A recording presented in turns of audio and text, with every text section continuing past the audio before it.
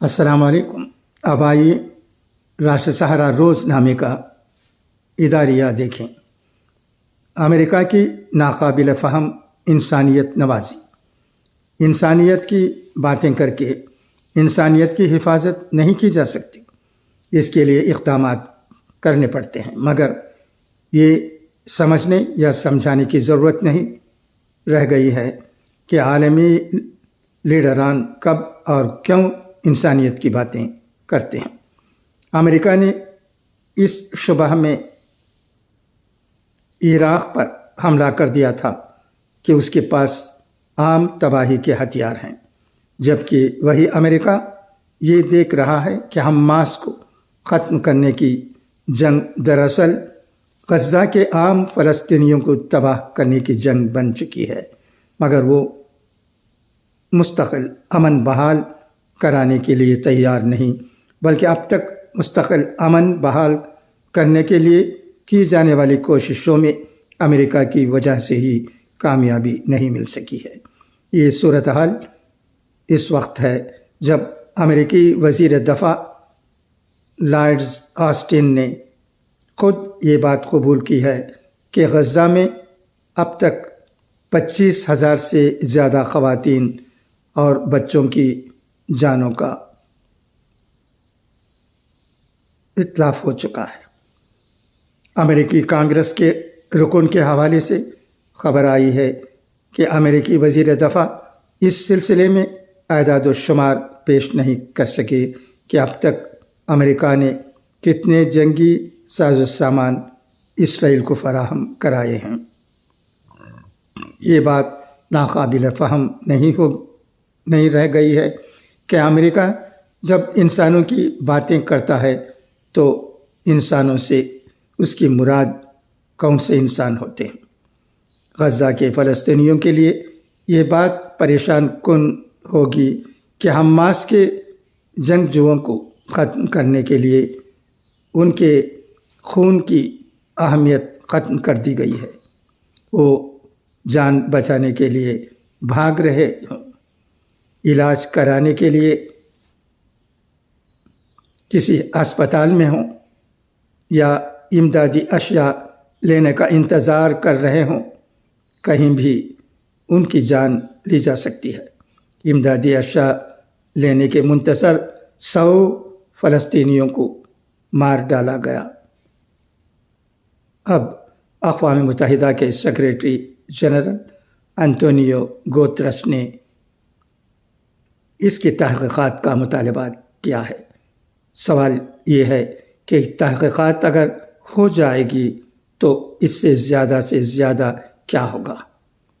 یہی نہ کہ اس ایشو پر کچھ مضامین لکھے جائیں گے، کچھ مباحثے ہوں گے، کچھ لیڈروں کو بیان بازی سے اپنی انسانیت چمکانے کا موقع مل جائے گا۔ کیا تحقیقات ہو جانے سے فلسطینیوں کی زندگی میں کوئی تبدیلی آ جائے گی؟ کیا مستقل جنگ بندی میں امریکہ آئندہ رخنہ نہیں بنے گا؟ کیا امریکہ اور اس کے جیسے طاقتور ممالک مسئلہ فلسطین کا 2 ریاستی حل نکالنے کی کوشش کریں گے؟ کیا اس کوشش میں اقوام متحدہ کا کوئی ایسا رول ہوگا کہ وہ اپنے قیام کو درست ثابت کر سکے؟ فی الوقت یہ امید دیوانے کا خواب لگتی ہے۔ اقوام متحدہ میں فلسطینی انتظامیہ کے سفیر ریاض منصور نے امدادی اشیاء کے لیے منتظر فلسطینیوں پر حملے کے خلاف اسرائیل پر کارروائی کا مطالبہ کیا ہے۔ کہا ہے کہ اب سلامتی کونسل کو چاہیے کہ وہ اسرائیل کو کہہ دے کہ بہت ہو گیا، مگر کیا سلامتی کونسل یہ کہنے کی پوزیشن میں ہے؟ یہ سوال اب جواب طلب نہیں رہ گیا ہے۔ یہ بات عالمی برادری جان چکی ہے کہ جن 5 ممالک کے پاس ویٹو سے ویٹو ہے ان میں امریکہ بھی ہے، اور اس کی موجودگی میں اسرائیل کے خلاف کوئی کارروائی نہیں ہو پائے گی۔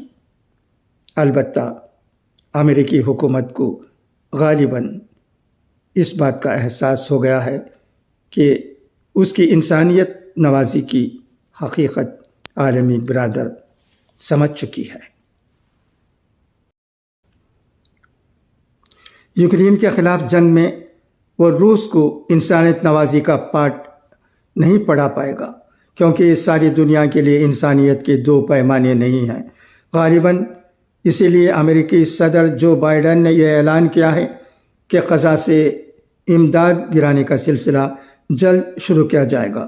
ان کا کہنا ہے کہ فلسطینیوں کے مصائب کم کرنے کے لیے امریکہ جنگ زدہ علاقے میں امداد پہنچانے کے اضافی طریقوں پر غور کر رہا ہے، لیکن سوال یہ اٹھتا ہے کہ کیا فلسطینیوں کو صرف امداد کی ضرورت ہے؟